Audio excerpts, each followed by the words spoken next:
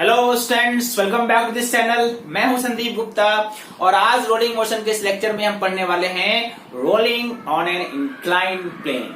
ठीक है, ये conceptual lecture last conceptual lecture है रोलिंग मोशन का। इसके बाद अब हम बस न्यूमेरिकल सॉल्व करेंगे लाइव क्लास में, है ना। उसका नोटिफिकेशन आपको मिल जाएगा।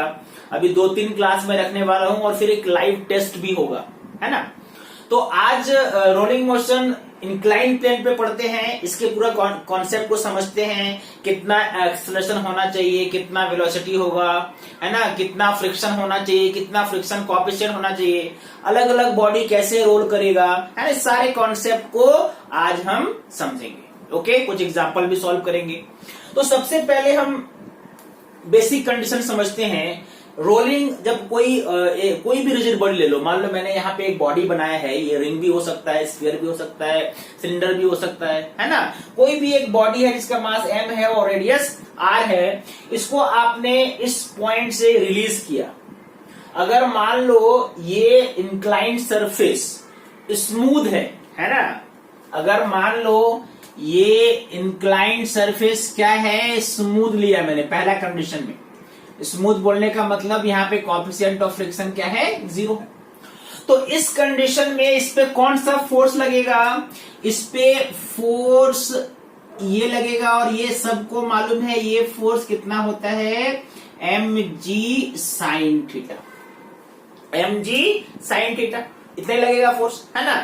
क्योंकि स्मूथ है तो फ्रिक्शन है ही नहीं।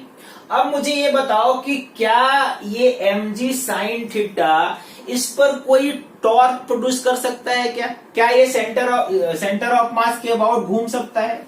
तो हमारा आंसर क्या होगा, no torque will be produced because this force is intersecting the axis. तो सेंटर ऑफ मास को क्रॉस कर रहा है तो इससे कोई टॉर्क प्रोड्यूस नहीं होगा। इसलिए इस कंडीशन में नो रोलिंग मोशन, मतलब रोलिंग होगा ही नहीं। यानी बॉडी क्या होगा, body will only sliding motion. तो अगर ये ओनली स्लाइडिंग मोशन में है, यानी रोलिंग मोशन का कोई कॉन्सेप्ट लगाने का जरूरत नहीं है। सिंपल, जो मान लो एक m मास का ब्लॉक यहाँ पे रखा है और वो नीचे आ रहा है, तो नीचे आने में जो कितना टाइम लगेगा आपको मालूम है। कैसे क्वेश्चन सॉल्व करते हैं, ये अगर हाइट h है ना, अगर ये हाइट h है तो नीचे आने में उसको कितना टाइम लगेगा, √2h/g।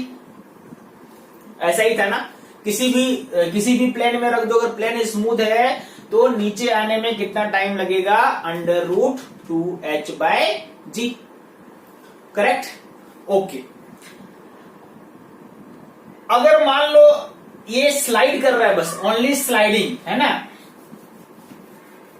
देखो, अगर मान लो ये ओनली स्लाइड कर रहा है तो यहाँ पे कोई भी आप ऑब्जेक्ट रखो, चाहे वो आप रिंग रखो, चाहे आप स्फीयर रखो, चाहे आप सिलेंडर रखो, सबको नीचे आने में सेम टाइम लगेगा, है ना। ध्यान से सुनना क्या बोल रहा हूं मैं।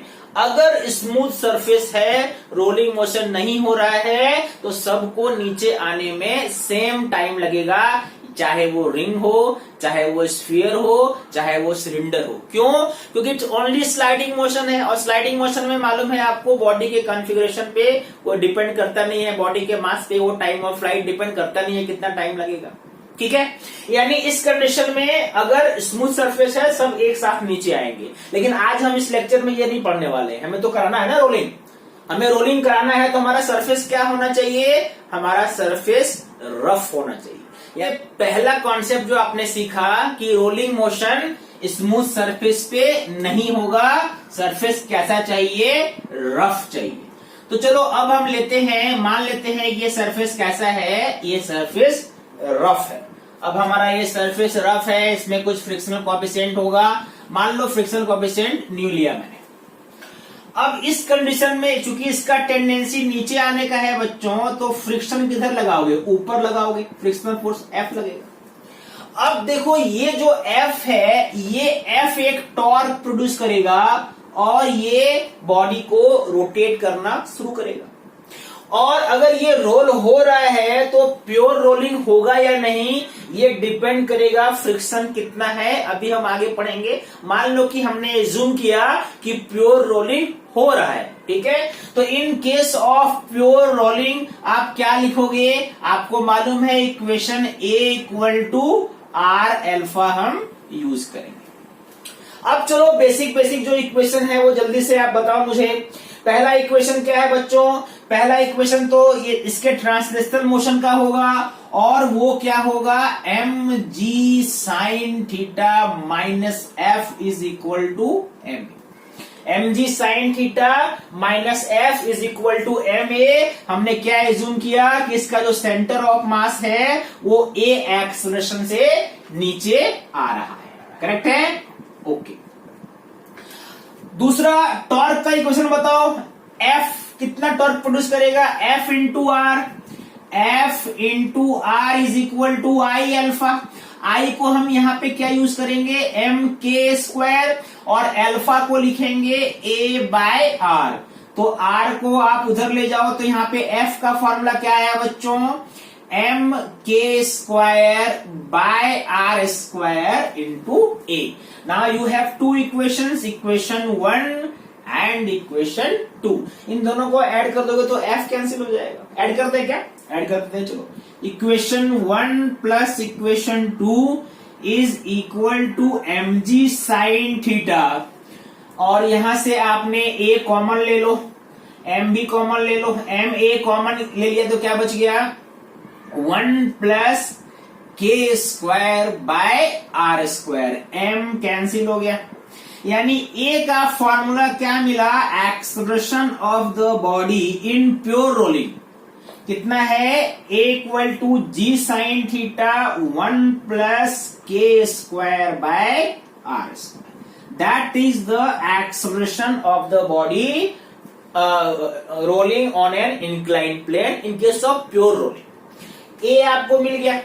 एक्सप्रेशन किस पे डिपेंड करता है, चलो थीटा पे तो करता ही डिपेंड, लेकिन अगर आपने थीटा को कांस्टेंट रखा है, एक ही इंक्लाइन प्लेन लिया है, तो एक्सप्रेशन देखो मेन किस पे डिपेंड करेगा, ये डिपेंड करेगा के पे। के क्या है मालूम है ना आपको, के जो है वो रेडियस ऑफ जायरेशन। यानी अगर यहां पे आप ध्यान से देखो तो आपको क्या रिजल्ट मिलता है कि जो एक्सप्रेशन है ना, एक्सप्रेशन है वो एक्चुअल में इनवर्सली प्रोपोर्शनल है 1 plus K square by R square, ठीक है। इस फॉर्मूला के हिसाब से मान लो कि आपने अगर एक रिंग लिया होता, तो अगर आपने एक रिंग लिया होता, मैं ऐसे लिखता हूं उसको, एक्सप्रेशन ऑफ ए रिंग, तो ये कितना आता, रिंग के लिए के और आर सेम होता है तो ये 1 हो जाएगा, 1 प्लस 1 2, मतलब ये क्या होता बच्चों, G sine theta by 2। Theta अगर दिया है तो आप डायरेक्ट निकाल सकते हो। मान लो यहां पे एक डिस्क होता, क्या होता, डिस्क होता, डिस्क का कितना होता है के आर स्क्वायर बाय 2, कितना होता है आर स्क्वायर बाय 2, के स्क्वायर मतलब आर स्क्वायर बाय 2, तो यहां पे क्या हो जाएगा 1 प्लस 1 बाय 2, यानी 1 प्लस 1 बाय 2 कितना हो गया 3 बाय 2, 2 ऊपर चला जाएगा, मतलब ये क्या हो जाएगा 2 जी साइन थीटा बाय 3। अगर मान लो ये एक सॉलिड सिलेंडर, डिस्क और सॉलिड सिलेंडर दोनों का सेम होता, यही आपका आंसर आएगा अगर आपने ये एक्सप्रेशन निकाला सॉलिड सिलेंडर का, क्योंकि सॉलिड सिलेंडर का भी के उतना ही होता है जितना डिस्क का होता है, और होलो सिलेंडर का उतना ही के होता है जितना रिंग का होता है। तो रिंग वाले फॉर्मूला में आप होलो सिलेंडर भी यूज कर सकते हो। होलो सिलेंडर अगर होता तो भी उसका कितना होता है expression, G sine theta by 2। अगर मान लो ये होलो स्फीयर होता, अगर ये एक स्फेरिकल शेल होता, मान लो ये एक होलो स्फीयर है, इस कंडीशन में के क्या होता है बच्चों, के स्क्वायर 2 बाय 3 आर स्क्वायर, यहाँ पे 2 बाय 3 1 प्लस 2 बाय 3 है ना, जी साइन थीटा डिवाइडेड बाय 1+2/3। ये कितना हो जाएगा? 3 ऊपर ले जाओ, 3g sine theta, 3g sign theta bye 5। ये कितना है? किसका है? ये होलो स्फीयर का है।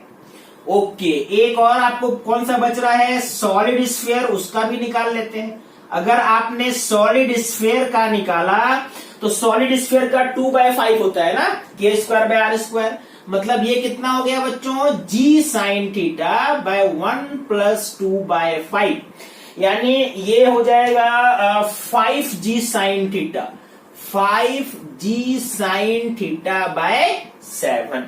These are the acceleration of few some common rigid bodies that we know, है ना। अब आप जरा कंपेयर करके बताओ कि आपको किसका एक्सेलरेशन सबसे ज्यादा इसमें दिख रहा है। I am giving you 30 second, एक बार देख के बताओ। देखा किसका सबसे ज्यादा है? तो आपको यहां पे दिख जाएगा एक्सेलरेशन ऑफ सॉलिड स्फीयर सबसे ज्यादा है, ये है नंबर 1। इसका एक्सेलरेशन सबसे ज्यादा है। कैसे? यहां देखो, ये क्या आएगा? 0.7 समथिंग आएगा, ये 0.6 है और इसका 0.66 है। तो अगर नंबर 2 पे आओगे तो नंबर 2 पे ये आएगी। कौन कौन सा? या तो डिस्क बोल दो या सॉलिड सिलेंडर बोलो। उसके बाद एग्जैक्ट 0.6 है, यानी नंबर 3 किसका आएगा? होलो स्फीयर का। और नंबर 4 पे यहां पे 0.5 होलो सिलेंडर या रिंग बोल सकते हो। यानी अगर आपने इसको एक ऑर्डर में सजाया होता तो आप क्या बोलते? Acceleration of solid sphere. उसके बाद आप क्या लिखते? उसके बाद आप लिखते एक्सेलरेशन ऑफ डिस्क। उसके बाद क्या लिखोगे? Acceleration of hollow sphere. और लास्ट में आएगा नंबर रिंग का या होलो सिलेंडर का। This is the order of acceleration. अब ये एक्सेलरेशन अगर सबसे ज्यादा है, अभी तो कुछ कुछ बेसिक जो कंसेप्चुअल मिस्टेक होते हैं वो पहले एक बार क्लियर कर लो। तो एक्सेलरेशन सबसे ज्यादा है, इसका मतलब अगर सेम मास m, इस कंडीशन में सबका मास मैंने m लिया है, सबका रेडियस r लिया है, तो अगर इन सब इक्वल मास m का रिंग है, स्फीयर है, डिस्क है, सबको आपने रोल किया तो नीचे सबसे पहले कौन पहुंचेगा? सबसे ज्यादा वेलोसिटी किसका होगा? ठीक है। और अगर हम ऊपर रोल करेंगे उस कंडीशन में फ्रिक्शन किधर लगेगा? ये कुछ कुछ कंसेप्चुअल चीजें हैं, मैं नेक्स्ट में लिखता हूं, पहले आप इसको नोट कर लो। ओके, अब देखो मैंने जो अभी आपको बताया उस पे कुछ कुछ पॉइंट्स मैंने लिखा है। इस पे कंसेप्चुअल एमसीक्यूज होते हैं, तो आपको ये मालूम होना चाहिए क्या क्या पॉइंट्स है। मान लो प्योर रोलिंग हो रहा है, प्योर रोलिंग अगर हो रहा है तो देखो acceleration depends upon radius of gyration. Acceleration के फॉर्मूला में थीटा अगर कांस्टेंट है तो एक्सेलरेशन किस पे डिपेंड करता है? के पे डिपेंड करता है। के पे डिपेंड करने का मतलब क्या है? मैं क्या बोल रहा हूं इसका मतलब ये है कि अगर मान लो कि एक इंक्लाइन प्लेन में आपने 2 सॉलिड स्फीयर लिया, एक छोटा ले लिया और एक ऐसे बड़ा ले लिया, दोनों क्या है? दोनों सॉलिड स्फीयर है, तो दोनों का एक्सेलरेशन सेम होगा, क्योंकि कोई भी सॉलिड स्फीयर ले लो उसका के, दोनों का के, किसी भी सॉलिड स्फीयर का के कितना होता है? √2/5r, और सिर्फ के पे डिपेंड करता है। मतलब 2 solid sphere of unequal size, unequal mass, unequal radii, both will have same acceleration. यही चीज रिंग के लिए, डिस्क के लिए, सिलेंडर के लिए भी आप अप्लाई कर सकते हो। तो पहला पॉइंट तो ये था। दूसरा पॉइंट क्या है बच्चों? दूसरा पॉइंट है the solid sphere will take least time while ring will take maximum time to roll down along the incline plane. जाहिर है जिसका एक्सेलरेशन ज्यादा होगा उसको कम टाइम लगेगा। किसका एक्सेलरेशन सबसे ज्यादा है? सॉलिड स्फीयर का। तो सबसे पहले कौन नीचे पहुंचेगा? सबसे पहले सॉलिड स्फीयर नीचे पहुंचेगा। ठीक है, कैसे निकालोगे टाइम? अगर आपसे पूछे तो मान लो आपसे पूछे चलो ये बताओ नीचे आने में कितना टाइम लगेगा, उसके लिए क्या चाहिए बच्चों? ये डिस्टेंस चाहिए। ये डिस्टेंस को s = half A T square से सॉल्व करके आप टी क्या कर सकते हो, आराम से निकाल सकते हो। ए अभी आपने पहले निकाला, ए का फॉर्मूला वहां पे पुट करोगे तो किसका टाइम सबसे कम होगा, सॉलिड स्फीयर। किसका टाइम सबसे ज्यादा होगा, रिंग का, क्योंकि उसका एक्सेलरेशन सबसे कम है। ओके, थर्ड क्या है, the velocity of solid sphere will be maximum at the bottom.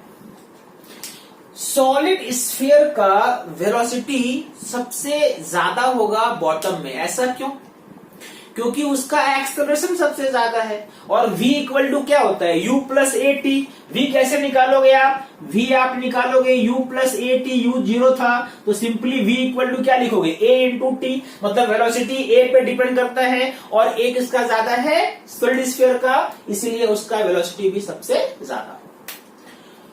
उसके बाद मैंने क्या बोला था, बॉडी इज रोलिंग अप है ना, up the direction of, okay, if the body is rolling up मतलब ऊपर जा रहा है। अभी हमने नीचे वाला कंडीशन लिया था, अगर बॉडी ऊपर जा रहा है उस कंडीशन में भी फ्रिक्शन ऊपर ही लगेगा। अभी हमने फ्रिक्शन ऊपर लगाया था, जब वो नीचे आ रहा था तो किधर लगा था आपने, फ्रिक्शन ऊपर लगाया था। अगर बॉडी नीचे आ रहा है तो, अगर मान लो बॉडी ऊपर रोल कर रहा है, इफ ए बॉडी, मान लो आपने यहाँ पे एक बॉडी लिया, ये ऊपर जा रहा है, मतलब ये मान लो अप द प्लेन ऊपर रोल कर रहा है, तो उस कंडीशन में भी फ्रिक्शन किधर लगेगा बच्चों, फ्रिक्शन ऊपर ही लगेगा। आप बोलोगे फ्रिक्शन ऊपर कैसे लगेगा, तो एक्चुअल में क्या है कि फ्रिक्शन, अब देखो इसके ट्रांसलेशनल मोशन को ये अपोज कर रहा है, कौन सा फोर्स, mg साइन थीटा। तो mg साइन थीटा का टेंडेंसी क्या है कि इसके ट्रांसलेशनल वेलोसिटी को कम किया जाए, है ना। और अगर ये कम हो जाएगा तो प्योर रोलिंग बंद हो जाएगा। इसलिए फ्रिक्शन क्या चाहता है, प्योर रोलिंग बंद नहीं हो, इसलिए फ्रिक्शन इसको सपोर्ट करेगा। इसको सपोर्ट क्यों करेगा, क्योंकि mg साइन थीटा इसको कम कर रहा है। तो फ्रिक्शन का टेंडेंसी क्या होगा, ट्रांसलेशनल मोशन को सपोर्ट करना, इस वेलोसिटी को सपोर्ट करना, इसीलिए फ्रिक्शन आगे की तरफ ही लगेगा अगर कोई बॉडी रोल करते हुए ऊपर जा रहा है तो। ठीक है, इस कॉन्सेप्ट पे भी हम क्वेश्चन भी सॉल्व करेंगे आगे। अब चलो, ये तो कुछ बेसिक कंसेप्ट क्लियर हुआ, थोड़ा फील आया, एक्सेलरेशन का कॉन्सेप्ट समझ गए, वेलोसिटी का कॉन्सेप्ट समझ गए, टाइम कैसे निकालेंगे वो भी आप समझ गए। अब आते हैं कि फ्रिक्शन कितना चाहिए, क्योंकि फ्रिक्शन का ही सबसे इंपॉर्टेंट रोल है। mg साइन थीटा तो बेकार है, वो तो टॉर्क प्रोड्यूस कर नहीं सकता है। तो जो भी होगा, प्योर रोलिंग होगा नहीं होगा, वो डिपेंड करता है फ्रिक्शन पे। तो अब हम समझते हैं कि कितना आपको फ्रिक्शन चाहिए और या कितना आपको कोएफिशिएंट ऑफ फ्रिक्शन चाहिए फॉर प्योर रोलिंग। इसको नोट कर लो। चलो अब फ्रिक्शन का कॉन्सेप्ट समझते हैं, इंक्लाइन प्लेन पे रोलिंग के लिए कैसे इतना इंपॉर्टेंट है ये। अभी तक आपने देखा कि इंक्लाइन प्लेन पे एक ऑब्जेक्ट है, मान लो रोल करते हुए नीचे आ रहा है, तो उसका कितना होगा, a g sine theta divide by 1 plus K square by R square. Correct है, ओके। अब ये ए का वैल्यू है, एफ के लिए एफ टॉर्क प्रोड्यूस कर रहा है, F into R equal to I alpha. F चूंकि प्योर रोलिंग है बच्चों, तो आपने क्या लिखा है, इधर आई को लिखा एम के स्क्वायर और एल्फा को लिखा a by R square, a by R. इस ए आर को अगर इधर ले जाओ तो एफ का फॉर्मूला हमारा क्या आया था, M K square by R square into a. इस ए का वैल्यू यहां पे पुट कर दो, कितना आएगा देखो, M into K square by R square, और यहां पे क्या हो गया, this is g sine theta divide by 1 plus K square by R square. Correct है। थोड़ा सा इसको सॉल्व करते हैं। ये m इंटू क्या है, ऊपर है के स्क्वायर बाय आर स्क्वायर, और यहां पे ऐसा करो, नीचे से K square by R square common ले लो, तो यहां चूंकि 1 है तो ये उल्टा हो जाएगा, are square by K square plus 1। Correct है। अब इन दोनों में के स्क्वायर बाय आर स्क्वायर एक ऊपर भी है और एक आपने नीचे लिया है, तो इन दोनों को आप कैंसिल कर सकते हो। यानी एक्चुअल में एफ का फॉर्मूला क्या आया my dear students, M ji sine theta divided by R square by K square plus 1, that is the frictional force acting on the body. यानी इतना फ्रिक्शन लगना चाहिए प्योर रोलिंग में उस बॉडी पे, तभी प्योर रोलिंग होगा। अब इतना फ्रिक्शन होने के लिए अगर आपसे ये पूछा जाए कि इतना फ्रिक्शन होने के लिए कॉफिशिएंट ऑफ फ्रिक्शन कितना चाहिए, है ना, मिनिमम कॉफिशिएंट ऑफ फ्रिक्शन कितना चाहिए ताकि ये बॉडी इंक्लाइन प्लेन पे रोल कर सके। तो देखो प्योर रोलिंग के लिए, है ना, थोड़ा सा यहाँ पे अगर कॉन्सेप्ट पे वापस जाए हम लोग, तो प्योर रोलिंग के लिए फ्रिक्शन कैसा होना चाहिए? स्टैटिक होना चाहिए। Friction should be static in nature. Static इसलिए क्योंकि इस पॉइंट ऑफ कांटेक्ट का टेंडेंसी इसके ऊपर स्लाइड करने का नहीं होना चाहिए, मतलब लिमिटिंग फ्रिक्शन तक बात नहीं पहुंचनी चाहिए। फ्रिक्शन लिमिटिंग फ्रिक्शन से क्या होना चाहिए? कम होना चाहिए। यानी एफ जो है लिमिटिंग फ्रिक्शन का फॉर्मूला क्या होता है बच्चों? न्यू एन, तो इससे कम होना चाहिए। मैक्सिमम केस के लिए मैंने इक्वल साइन भी दे दिया, ठीक है। यानी एफ शुड बी लेस, और लिमिटिंग के लिए इक्वल साइन है। न्यू इंटू एन किसके इक्वल होता है? एम जी कॉस थीटा, एम जी कॉस थीटा। एफ आप यहां पे निकाल चुके हो बच्चों। एफ आपने कितना निकाला है? M ji sine theta divided by R square by K square plus 1, यही है ना। M ji sine theta divide by R square by K square plus 1 should be less और equal to M g mu M ji cos theta. यहां पे अगर आप ध्यान से देखो, एम जी कैंसिल, कॉस को इधर ले आते हैं, यानी साइन बाय कॉस इस तरफ क्या हो जाएगा? Tan theta. तो क्या आया? Tan theta divided by 1 plus R square by K square. इससे फ्रिक्शनल कॉफिशिएंट या तो बड़ा होना चाहिए या कम से कम इतना तो होना ही चाहिए। यानी अगर आपसे पूछा जाए what is the minimum value of, अगर आपसे पूछा जाए प्योर रोलिंग के लिए मिनिमम कॉफिशिएंट ऑफ फ्रिक्शन कितना चाहिए फॉर प्योर रोलिंग, तो आप क्या बोलोगे? आप बोलोगे न्यू मिनिमम शुड बी, यहां लिखता हूं देखो, mu minimum should be tan theta, should be tan theta divided by 1 plus R square by K square, that is the answer. This is minimum coefficient of friction required for pure rolling on an inclined plane। ठीक है, ये भी देखो के पे depend करता है radius of direction में, यानी अलग अलग ऑब्जेक्ट के लिए अलग अलग कॉफिशिएंट हो सकता है। ठीक है, सॉलिड के लिए, सॉलिड स्फीयर के लिए, हॉलो स्फीयर के लिए, रिंग के लिए आप उस फॉर्मूला से निकाल सकते हो। नोट करो जल्दी से। एक ऐसा क्वेश्चन सॉल्व करते हैं जिससे थोड़ा कॉन्सेप्ट आपका और क्लियर होगा। देखो एक बॉडी है जिसका मास m है, रेडियस r है और मोमेंट ऑफ इनर्शिया I है, मान लो, चलो मोमेंट ऑफ इनर्शिया I ले लिया, या आप इसको रेडियस ऑफ डायरेक्शन ले लो, रेडियस ऑफ डायरेक्शन मान लो k है, चलो जो अभी आपने पढ़ा है पहले। एक इंक्लाइन प्लेन है जिसका कोएफिशिएंट ऑफ फ्रिक्शन कितना है? न्यू है, एंगल यहाँ पे थीटा दिया हुआ। क्वेश्चन क्या कहता है? क्वेश्चन कहता है find force of friction acting on the body and it's linear acceleration A and type of motion. कैसा मोशन है? तीन कंडीशन दिया हुआ है। If new is 0, new is less than new minimum required for pure rolling, and new is more than new minimum required for pure rolling. तीन condition है ना? तीनों कॉन्सेप्ट एकदम क्लियर होना चाहिए।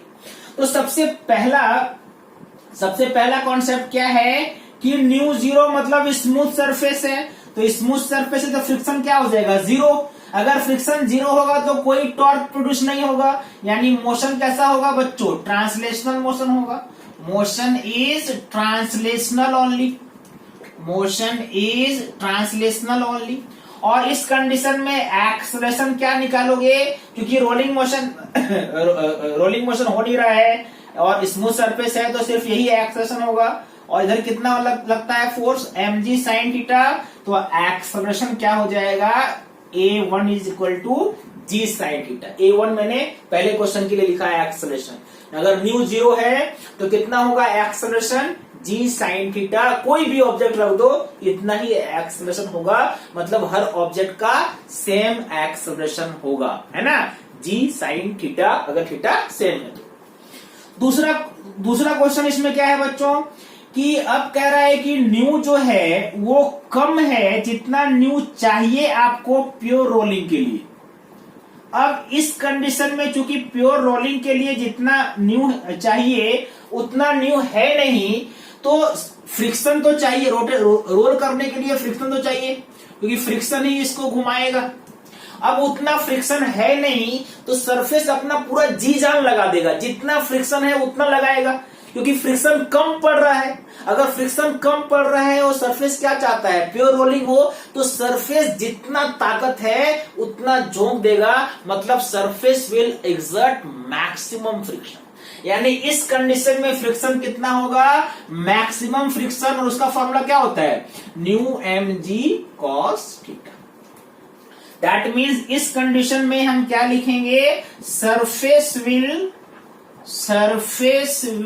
exert maximum friction, surface will exert maximum friction, surface maximum friction exert करेगा। Okay, अच्छा अब आपको ए निकालना है तो ए आपने सिंपल पढ़ा है, एम जी साइन थीटा, नीचे लग रहा है minus mu M ji cos theta upward force is equal to M A 2 लिखता हूं सेकंड केस के लिए। यानी ए का फॉर्मूला क्या हो गया बच्चों, ए का फॉर्मूला हो गया जी न्यू जी कॉस थीटा। ठीक है, this is the acceleration in the second case. इस कंडीशन में ये घूम रहा है मान लो अल्फा एक्सेलरेशन से, लेकिन वो घूमना कम पड़ रहा है। कम पड़ रहा है मतलब ये जो एक्सेलरेशन है ट्रांसलेशनल, ये ज्यादा है आर अल्फा से। A2 is greater than R alpha, मतलब टाइप ऑफ मोशन क्या होगा, फॉरवर्ड स्लिपिंग, आगे ज्यादा जाएगा घूमेगा कम। यानी टाइप ऑफ मोशन में क्या लिखोगे, फॉरवर्ड स्लिपिंग, मतलब आगे की ओर ये स्लिप कर रहा है, फॉरवर्ड स्लिपिंग, अगर फ्रिक्शन कम है तो। थर्ड कंडीशन है बच्चों कि न्यू जो है ज्यादा है, जितना चाहिए उससे ज्यादा है, फिर तो कोई टेंशन ही नहीं है, जितना चाहिए उतना तो मिल रहा है, उससे ज्यादा ही है। यानी इस कंडीशन में प्योर रोलिंग होगा, आपको मालूम है, कुछ नहीं सोचना है इसमें। इस कंडीशन में क्या लिखोगे, प्योर रोलिंग होगा। और अगर प्योर रोलिंग होगा तो फ्रिक्शन का फॉर्मूला क्या लिखा है, क्या अभी आपने निकाला था, M ji sine theta divided by 1 plus R square by K square, और ए क्या निकाला था बच्चों, G sine theta by 1 plus K square by R square. यानी प्योर रोलिंग होगा, इतना फ्रिक्शन होगा और इतना एक्सेलरेशन होगा। ये कब होगा, जब न्यू ज्यादा है जितना आपको चाहिए उससे। अब जो ध्यान देने वाली बात है इन तीनों क्वेश्चन में वो क्या है कि देखो इन A1, A2, A3 निकाला मैंने, तो आपको मास पे या मोमेंट ऑफ इनर्शिया पे डिपेंडेंस बस थर्ड केस का आया। थर्ड केस में देखो फ्रिक्शन फोर्स निकाल रहे हो, या फ्रिक्शन चलो बाद में आते हैं, पहले आते हैं एक्सेलरेशन पे। एक्सेलरेशन जो है वो मोमेंट ऑफ इनर्शिया पे, मतलब रेडियस ऑफ जायरेशन में ओनली थर्ड केस पे डिपेंड कर रहा है। A1 और A2 दोनों इंडिपेंडेंट है केस से, मतलब A1 and A2 are independent of radius of gyration. कहने का मतलब अगर फ्रिक्शन नहीं हो, अगर न्यू 0 हो या न्यू कम हो जितना चाहिए उससे, तो एक्सेलरेशन मोमेंट और एक्सेलरेशन जो होता है वो रेडियस ऑफ जायरेशन पे डिपेंड नहीं करता है। हर सरफेस का सेम होगा, चाहे हर बॉडी का सेम होगा, चाहे वो सॉलिड स्फीयर हो, हॉलो स्फीयर हो, रिंग हो, डिस्क हो। कब, दो कंडीशन में, अगर न्यू 0 हो या न्यू जितना चाहिए उससे कम। बात समझ में आया। अगर मान लो इस कंडीशन में, अगर थर्ड कंडीशन की अगर बात करें, अगर न्यू जितना है उससे जितना चाहिए उससे ज्यादा है, वहां पे के का रोल आएगा। मतलब वहां पे एक्सलेरेशन हर बॉडी के लिए अलग अलग होगा। सॉलिड स्फीयर के लिए सबसे ज्यादा होगा और रिंग के लिए सबसे कम होगा। ठीक है, आई होप आपको फील आ गया अब अच्छे से। अब मैं आपको एक प्रैक्टिस क्वेश्चन देता हूं, उसको सॉल्व करो और मुझे आंसर कमेंट करो क्या आंसर आप ला रहे हो। ठीक है, ओके। देखो मैंने यहाँ पे एक क्वेश्चन लिखा है आपका, ये प्रैक्टिस के लिए मैंने दिया है, आप इसको सॉल्व करके मुझे कमेंट करो। मैं एक बार क्वेश्चन आपको समझाता हूँ। फिगर दिया हुआ है, एक सॉलिड स्फीयर है जिसका मास 4 kg और रेडियस दिया हुआ है 0.25। आपने रखा है 30 डिग्री इंक्लिनेशन पे, जी लेना है 10। क्या क्या निकालना है आपको? मिनिमम कोएफिशिएंट ऑफ फ्रिक्शन कितना चाहिए प्योर रोलिंग के लिए, अगर न्यू मिनिमम से ज्यादा है तो कितना होगा लीनियर एक्सेलरेशन, और अगर न्यू मिनिमम का हाफ है तो कितना होगा लीनियर एक्सेलरेशन। ठीक है, ये न्यू मिनिमम जो आपने 1 में निकाला है वही वैल्यू है। तो ये आंसर मुझे कमेंट करो। आई होप आपको ये समझ में आया होगा। लेक्चर लाइक करो जरूर, कमेंट करो, शेयर करो, है ना। इसके बाद लाइव क्लास होगा जिसमें हम लोग ओनली न्यूमेरिकल डिस्कस करेंगे रोलिंग मोशन। ठीक है, okay student, thank you for watching this video, all the best.